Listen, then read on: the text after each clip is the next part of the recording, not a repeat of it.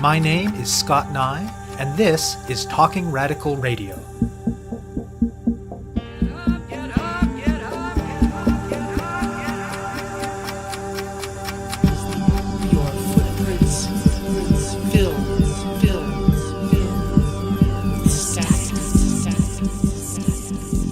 Hello and welcome to Talking Radical Radio, where we bring you grassroots voices from across Canada.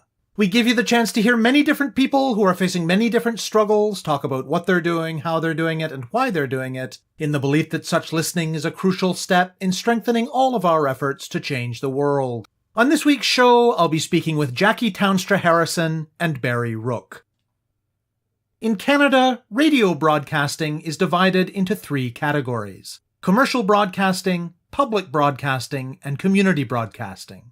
This last, which is often further subdivided into campus radio and community radio, has a mandate to focus on local content and content that is distinct from commercial radio and the CBC.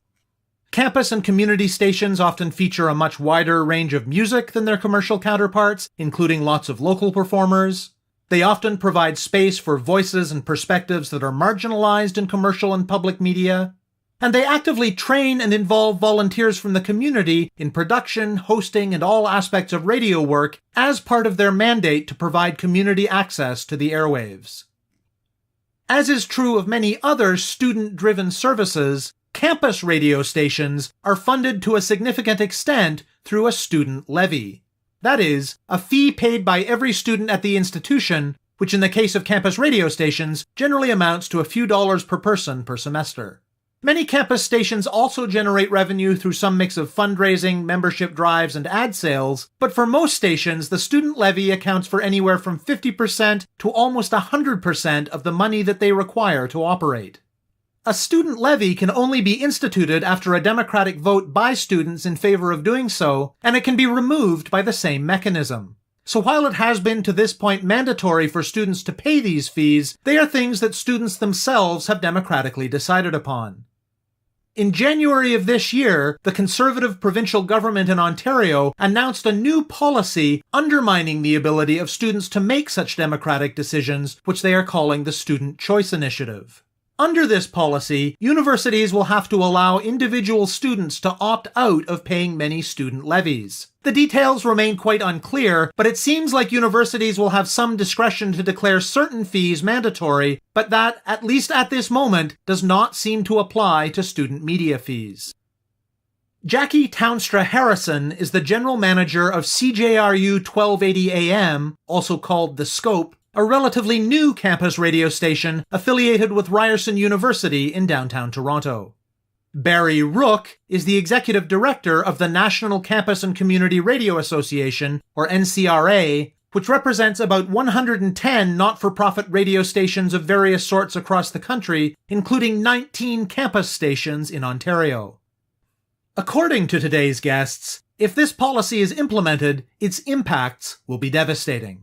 Most campus stations are already pretty lean operations and would be quite difficult to run on highly variable revenue streams. Much of what stations take in is already committed to pay their quite modest number of staff and for contracts on things like tower rentals. The NCRA projects that upwards of a quarter of campus stations in Ontario could close within a year or two, and a similar number in the following 5 years. This means that those campuses and their surrounding communities would lose what stations bring in terms of student employment, education and training, campus culture, support for local musicians, opportunities for marginalized communities, and access to the airwaves. In response, stations are mounting a campaign under the hashtag Defend Campus Radio. The role played by the NCRA has primarily been to facilitate information gathering, communication, and coordination, while individual stations have been focused on public education and lobbying. An emergency summit of impacted stations was hosted at Ryerson by CJRU. The campaign has been making active use of social media. They've been mobilizing people to sign petitions, which have been presented in the provincial legislature, and to call the Ministry of Training, colleges, and universities, as well as MPPs. And all of this is in the context of broader student opposition to the changes in how student levies work, which at least in some places has included mobilizations on the street as well as student walkouts. While this only impacts stations in Ontario, the new Conservative government in Alberta has expressed interest in the measure, and other right-wing governments may follow suit. I speak with Townstra Harrison and Rook about the Ontario government's attack on campus radio, and about what broadcasters and activists are doing to defend campus radio. My name is Jackie Townstra Harrison. I'm the General Manager at CJRU 1280 AM, which is Ryerson's campus radio. My name is Barry Rook. I'm the Executive Director of the National Campus and Community Radio Association. We have about 110 members across the country, all not-for-profit radio stations, mostly English, but a couple of Indigenous stations, French language stations, or bilingual stations. The provincial government, the Ford government, has made a decision to open up payments when it comes to what students are expected to pay for with regards to their student fees. And one of the issues is that it now makes each individual student the opportunity to opt out of paying for campus media, which is going to directly impact about 19 or so of our members across the province, with defunding anywhere from an estimated 40 to 70% of stations. And that will happen as soon as this fall. There's really three things that campus and community radio does. One is that it gives a voice to those that don't normally have a chance to be able to speak. The second is the training and education. An incredible amount of people come through our radio stations and move on to other types of media. And we're really a place where people can learn who normally wouldn't have access to be able to do it. You don't have to go to a radio, TV broadcasting school, journalism school. You can learn on the ground and still find your way into the next steps on your career. And I think the third is sharing of passion, of hobbies, of being a curator for music that's maybe not available to be heard anywhere else.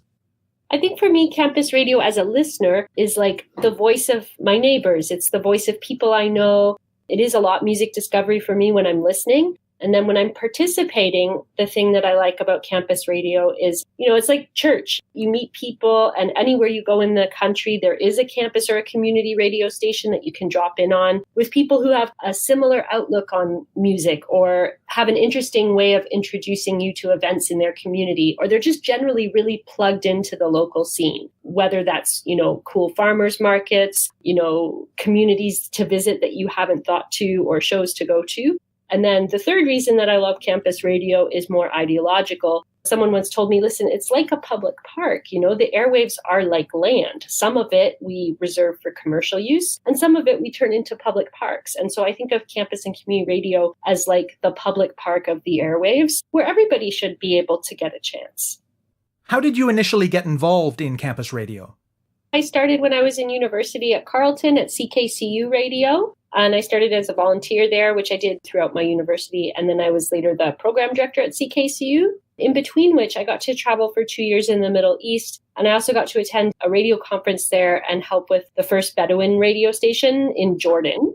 And then when I returned, I worked for a long while as the news director at CHRY, which is the York campus station, before getting involved with a license application for a new station at Ryerson. When I was 15 years old, a friend of mine in Toronto said, hey, come do a radio show. They were on CKLN, which is a now defunct radio station in Toronto, which sort of out of that rose CJRU. My mother was like, you're too young. You're not going into Toronto on your own. So why don't you look at something local? And I connected with CFRU at the University of Guelph. And that started my passion for radio. And I've been a producer for about 20 years now. And I've also been lucky enough to do some work both commercially and privately when it comes to accessing airwaves and so on.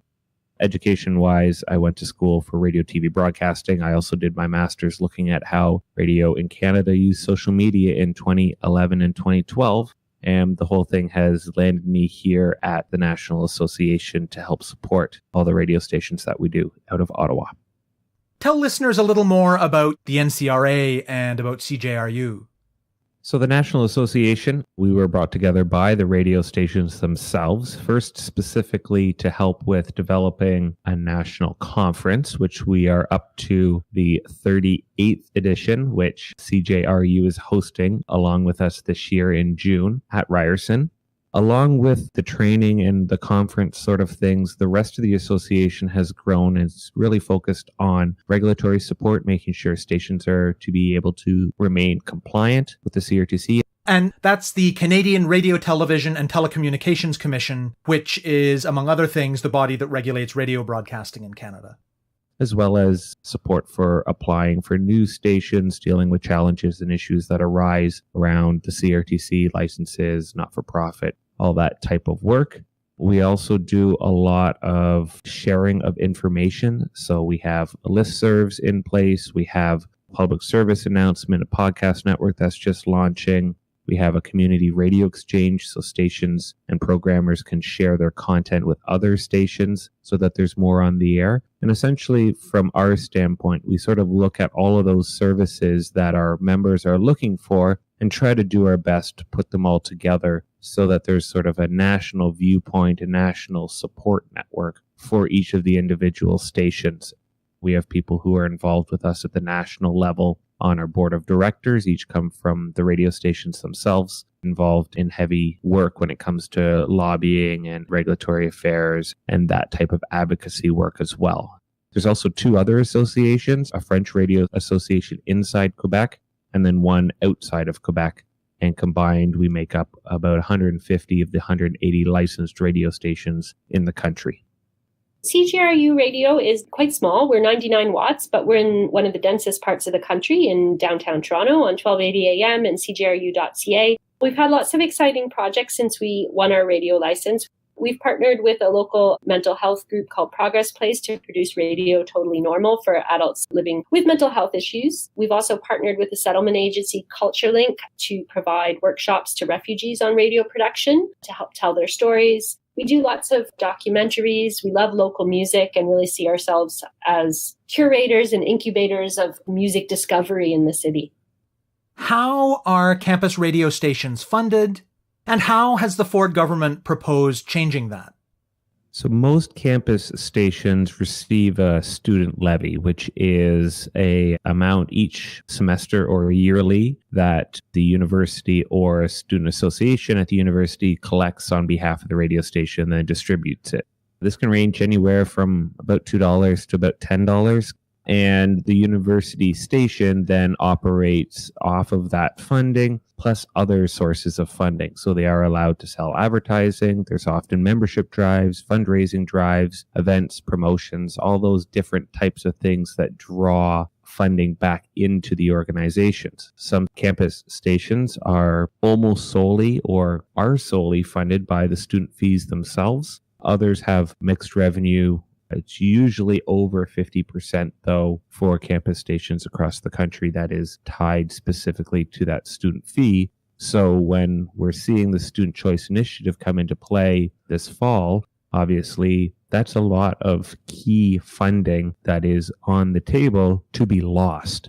There's, lots of jobs on the line. There's a lot of volunteer support that's being put into place that we're going to see a big shift in that ability to help with training and development at the local level. And what it does really mean is that these stations, we're expecting a handful of them in Ontario to close because of the lack of funds that they'll be able to have, or the uncertainty that they have, or their ability to actually manage those funds with reduced costs and inability to sort of forecast and budget for what's coming in. And of course, advertising, people are tending to move more and more towards digital advertising. There's a bit of a resurgence when it comes to advertising, especially with our network, because campus has a very niche and unique listenership to it. The listeners that are listening are really dedicated. So for advertising is a benefit, and people are often pretty supportive when it comes to other fundraising efforts around it. So we're fortunate in having such a base of very interested and dedicated supporters, but it is reducing. And with these cuts for the student fees, there's going to be even more reductions happening. It is called the Student Choice Initiative. And I find that a bit of a misnomer because all of these fees come into being through a referendum process wherein students have to vote to have the fee. And they can actually use that exact same process to undo the fee. And actually, that has happened. There have been stations that have lost their fee through a democratic referendum. And conversely, here at Ryerson, over 80%, and we had a good quorum of voters, all voted to give us a fee because they want a radio station at this campus. So there's a democratic process in play that has been skipped over. And I have a really big problem with that because there was a process in place for student choice already. So we didn't need to do this at all. It is very difficult to run something like a radio station on variable revenues. It's just not really a possibility. And when the sector itself was constructed, there was sort of this idea that this is a founding cornerstone of how we're able to make this public radio, public access media happen. It's also not well understood by those who are tasked with implementing this. Mostly what we're hearing is we don't really have a lot of clarity on how this is supposed to be implemented, and we're on a really short timeline. It's causing people to break all kinds of systems, to break contracts they had, to break staffing contracts at the very minimal. But we have things like tower leases in place. We have contracts with our student unions to provide these services. It's quite a mess.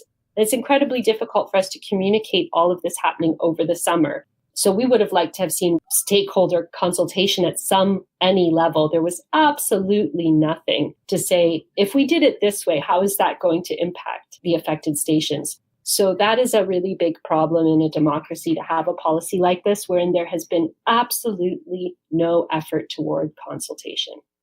How do you think your station in particular is going to be impacted by this change? I don't have a final agreement that I can speak about at this point. It will be terrible for us because we're a young station. We will not be able to have our full fee declared essential. So that is one thing we do know. And without our full fee, because we're a young station, we don't have savings that we can really rely on. And we do have a lot of contracts that we've promised to provide services for, and we don't want to back out of those. We've spent a lot of time in startup mode, and we're finally ready to kind of exit startup mode and host this national conference and really be the downtown public access radio station that we've dreamed about. So it's catastrophic. It's catastrophic and unnecessary, on top of which we're such an employer of student jobs. Now, one thing your listeners might not know is that part of this whole omnibus funding policy is students are going to have to start paying their loans back much faster, and their loans are going to be higher because the grants have also been reduced. So when you look at a student who needs to work on campus because they need this money, because they're on loans, all of a sudden, it's not just campus radio. I mean, all these campus services are going to have to cut student jobs. If I was a young person today, would I look at Ontario as a place where I want to study? I'm not sure that I would. So obviously this is just speculation, but what's your sense of what the Ford government is trying to achieve with this change in how campus groups are funded?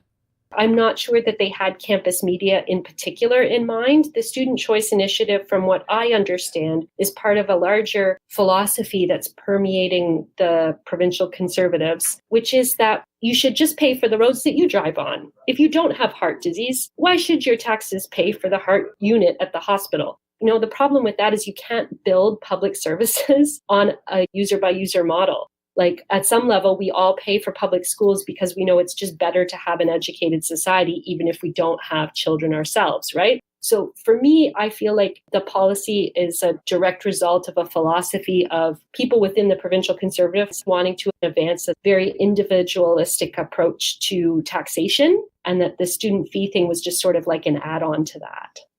I'd echo with the similar personal feeling. And the next sort of steps to it was the slash and burn type approach that the provincial government in Ontario is doing. And yes, there is a very good chance that community media on campuses is a byproduct of this slash and this cut. There's also the discussion around whether or not the government wants to take apart the governing bodies through the student associations, and many of these other groups have sort of been caught up in the fight as well. I don't know if I can say it or not, but whether or not it is a direct attack on campus media, which tends to lean left, as a way to sort of cut off the place where a lot of people are starting to hone or learn their craft as they're getting their post-secondary education. And this also applies beyond Ontario. We're seeing Alberta in the recent election at the provincial level there have similar comments made by their new premier that the Student Choice Initiative model will be brought to campuses in Alberta. What have the stations done to mount a collective response to this proposed change? For us at the national level, what we did was we tried to bring as many people together as possible so we can start gathering information. There's very little information, very little process that was shared or is shared, and information coming from different universities, they don't know either. So we leaned on a lot of these stations that have stepped up and taken ownership over these challenges. Jackie is a great example. CHRY The Vibe in Toronto is another leader in this. CJAM out of Windsor, CFRU in Guelph. There's a lot of people which have stepped forward with some new ideas, which we've been following forward with. For us, it was trying to make sure that there was a place which people could communicate, talk with each other, share information. And we even had an emergency summit hosted by the Scope at Ryerson. And that was a really good support and starting block besides sharing information online and teleconferences and so on. We've reached out to a lot of MPPs and we've had our petitions presented in the legislature. So many kind people have reached out to us from across different parties to say, yeah, campus radio is really important to me. We also had a Phone Your Government Day, and we'll probably have another one of those. If listeners want to tell the government that this is totally unnecessary, there was a good structure in place and that you listen to your campus radio, you support the jobs that it provides young people in your community, there will be another opportunity for that. So you can look up #DefendCampusRadio, and there's some information campaigns there for sharing. There's template letters that you can write to your legislators and also information about the Phone Your Government Day. So we'll have another one of those, and it would be really helpful if people would just call up the Ministry of Training and Colleges, any of those staff members. And what's your sense of how the response by campus radio stations fits into the broader response by students and student groups to these proposed changes? Well, on the Ryerson campus, we've had a class walkout. So students walked out. We had thousands upon thousands of them down here. That was great. And we'll probably look at continued strike actions. A lot of this is supported by various student associations, student groups on campus. Because it's such a far-reaching impact, like it really is looking at so many elements of campus life. And it really is also so poorly thought out, right? Like, is the Sexual Assault Service Center an optional service or an essential service? You know, those are the kinds of discussions that are happening because of that. And I hope that we'll see more strike actions from students on this campus. I have a good feeling that that is in the works.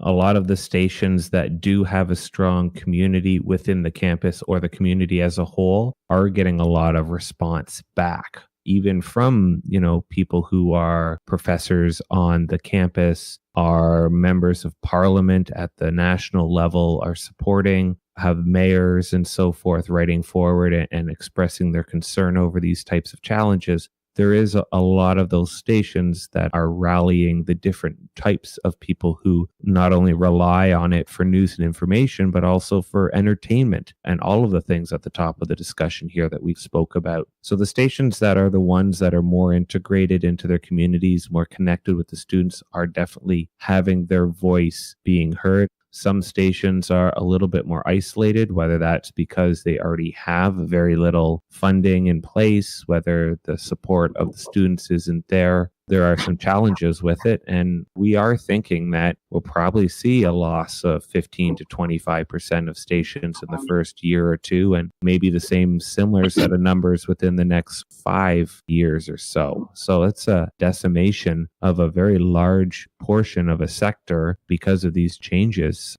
If this change goes ahead and the campus stations in Ontario are impacted in the fall, what options will they have to try to adapt and survive at that point? I think it really depends on what situation your station is in, because no campus radio station is like another. Some of them have very large signals and have been around a very long time and have legacy donors and funding of that level. Others are very, very small. Some have been around a short time. And also things like some have enacted sponsorship policies to remain very non-commercial. And so that's handicapped their ability to raise funds over time because they had the levy and they had access to grant funds. So that's going to really determine folks' survival is station by station where they're at. The one thing I will say is we've been fortunate at Ryerson to have a lot of support from professors and faculty and partners that we've used there. So we're hoping that that translates into some kind of income as we go through this terrible transition. But again, it's not going to be the same for every station. Stations are looking for ways in order to increase revenue or save in expenses. You're going to look across the board on the spreadsheet as well as on the floor and try to look for some solutions. So it might actually be more aggressive work when it comes to, say, selling space on the air or setting up a studio to do some sales, maybe changing some internal services to become paid external services. But to make up some of this deficit that's going to be happening, that's a lot. And I think we are going to see a reduction in service, a reduction in support, and just an overall withdrawal and bringing back what it is that campus media and campus radio does for the community, and it'll hurt. What would you ask listeners who are supportive of community and campus radio to do? Now is the time to speak up. And the best thing I would say is phone the Ministry of Training and colleges and universities and just leave a message with any of the staff there, any of the policy advisors, any of the strategic planners. Just call them up and tell them that you think campus radio is essential and you would like them to add us to the essential list for their new policy or to revisit their policy because its implementation is catastrophic for us. So that would be the first thing. And then second of all is it's never too late to add your name to a petition or to write to your MPP and tell them that this is an issue for you. I'd add that as a listener or a student or someone who supports, talk to people, share the information. There's so much happening at the provincial level with cuts and with supports and services being dropped that this has already been forgotten, yet it has a really critical place when it comes to the experience of young people going through school, as well as the opportunities for people who don't normally have a voice to have a voice and get educated around media awareness and consumption and broadcasting and all of that. So talk about it, share it. If you're a listener, tell the communities that you're around that, yeah, I do donate $10 on a monthly basis to make sure we can keep the airways open and accessible and maybe encourage some others to do the same. If this sparks your interest, go find a local campus or community station, walk in, learn more, and maybe get involved yourself. You have been listening to my interview with Jackie Townstra Harrison of CJRU 1280 AM and Barry Rook of the National Campus and Community Radio Association. To learn more about their work, go to the scope at ryerson.ca and ncra.ca respectively, and to learn more about the Defend Campus Radio campaign, search for it as a hashtag on your favorite social media. To find out more about Talking Radical Radio, the guests, the theme music, and the ways that you can listen, go to talkingradical.ca and click on the link for the radio show. On the site, you can sign up for email updates or follow us on Facebook, Twitter, iTunes, SoundCloud, and other platforms. I'm Scott Neigh, a writer and media producer based in Hamilton, Ontario, and the author of 2 books of Canadian history told through the stories of activists, published by Fernwood Publishing. Thank you very much for listening, and I hope you tune in again next week.